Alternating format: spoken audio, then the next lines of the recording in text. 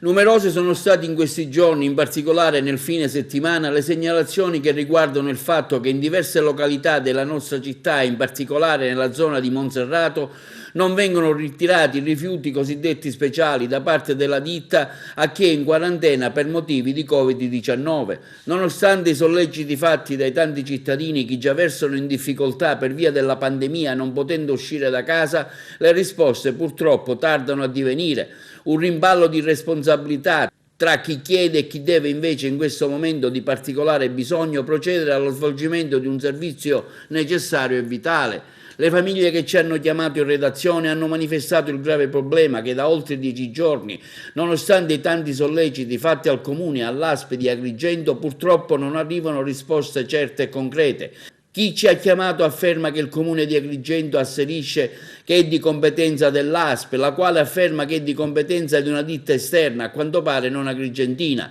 che non può al momento soddisfare le richieste che ci sono. Nel mezzo stanno i cittadini che, nonostante il loro sacrificio e i continui solleciti, non ricevono giuste risposte e il servizio adeguato. Una cosa è certa: perché non si ritirano i rifiuti speciali che le famiglie affette da Covid-19 producono? Quanto devono ancora aspettare le persone per avere diritto a un servizio che spetta loro e che non sanno più dove mettere i rifiuti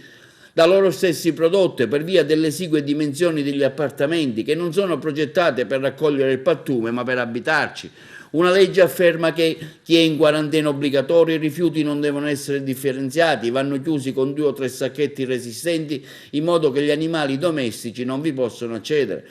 Speriamo che questo servizio nostro possa in qualche modo sollecitare chi sta nei palazzi e che spesso magari si dimentica del dialogo con la gente, quella gente che attraverso le imposte e le tasse paga per assicurare loro il proprio lavoro.